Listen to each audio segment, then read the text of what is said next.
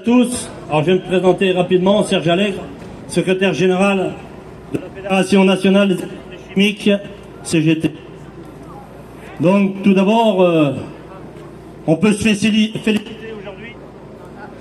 Ça coupe.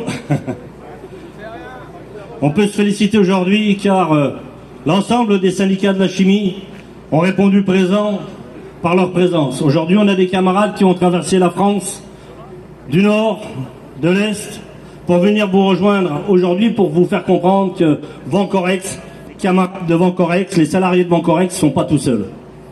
Alors effectivement, la fédération comporte 11 branches professionnelles et aujourd'hui, la chimie, le pétrole, le caoutchouc, la plasturgie, les négoces, prestations de services, les laboratoires, les officines, tout le monde est là. Tout le monde est présent pour soutenir parce qu'aujourd'hui, ce qui fait du mal à l'ensemble de la classe ouvrière, c'est que tout le monde mène leur combat tout seul. Tout le monde reste fermé chez lui et personne ose ouvrir les yeux pour regarder ce qui se passe chez le voisin.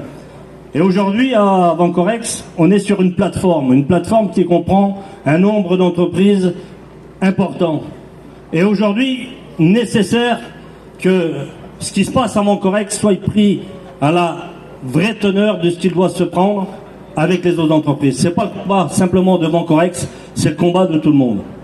Alors maintenant, on va rentrer un peu plus dans le détail, mais pas dans le détail du plan de Vencorex, parce que on va faire tout ce qu'il faut, les camarades. On va faire tout ce qu'il faut pour qu'ils reviennent sur leurs décisions. Ça, c'est la première chose. Et le fait d'être tous présents aujourd'hui, ça fait voir un message, ça envoie un message à la direction qui est en train de nous regarder au deuxième étage.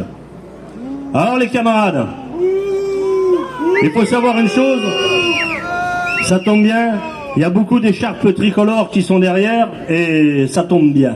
Ça tombe bien, pourquoi? Parce que ça fait des années qu'on est en train d'en prendre plein la gueule au niveau de l'industrie.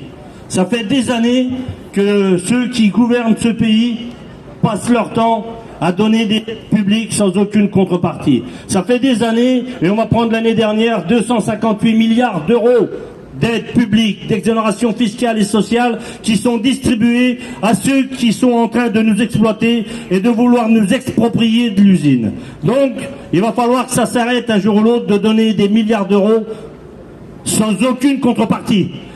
La preuve en est, j'ai été informé ce matin que dans cette entreprise, c'est 130 millions d'euros d'aides publiques qu'ils ont perçues et aujourd'hui ils osent annoncer. Il faut qu'ils les rendent, effectivement, il faut qu'ils rendent cet argent. C'est un vol manifeste, surtout pour en arriver à la décision de vouloir fermer. Alors je continuerai, moi les camarades, surtout, ils ont plein de jolies phrases toutes faites, ceux qui nous gouvernent. Hein, ils ont plein de phrases toutes faites en disant il faut parler de la souveraineté industrielle, il faut parler de la réindustrialisation. Mais oh les camarades, faut qu'ils arrêtent de nous endormir avec leur souveraineté industrielle. S'ils veulent maintenir la souveraineté industrielle, ils ont qu'à laisser l'usine de Vencorex ouverte. Ça, c'est la première chose. La deuxième chose, sur tous les médias, et c'est pas nos copains les médias, mais surtout les médias, ils nous bassinent du matin au soir avec le climat, l'environnement.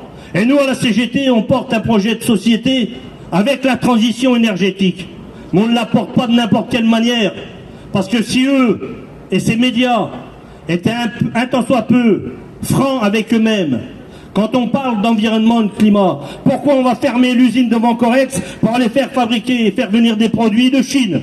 J'ai rien contre la Chine, hein, attention, hein, que ça soit bien clair les camarades. J'ai rien contre les Chinois. Mais aujourd'hui, si on ferme pour faire des milliers de kilomètres pour rapatrier le produit, il y a quand même beaucoup d'incohérences dans leur discours. Donc, à nous de leur faire comprendre, les camarades. Et aujourd'hui, quand je vois l'ensemble des syndicats présents devant moi, que ce soit des Kemoine, des Arkema, des Michelin, des Smurfit Kappa, de la plasturgie, ADCO, du pétrole, Lyondell-Basel, ExxonMobil, qui sont aussi, eux, touchés par des plans antisociaux. Arrêtons de parler de plans sociaux, ça n'existe pas.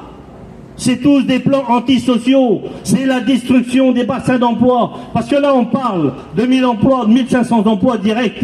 Faut pas oublier les emplois induits. C'est-à-dire, c'est 5000, c'est 6000 emplois. de perdus. Et quand on perd 5 000 et 6 000 emplois, et personne ne me démentira derrière, c'est le bassin d'emploi qui en prend plein la gueule. Et le bassin d'emploi, les camarades, c'est pas simplement les sous-traitants, c'est pas les prestataires, c'est aussi les écoles, les hôpitaux, tout le secteur public. Et quand il y a moins de salariés et qu'il y a moins d'emplois, eh ben on ferme des écoles. Donc, ça c'est un avis à la population de venir soutenir les Vancorex sans relâche. Voilà les camarades, moi je ne serai pas plus long. La seule chose que je dis, c'est qu'aujourd'hui, c'est la première marche du combat. Et il y a encore plusieurs marches à gravir pour réussir à garder l'ensemble des emplois. Et je parle pas, et je ne divise pas les salariés entre eux, je parle de l'ensemble des emplois de Vancorex.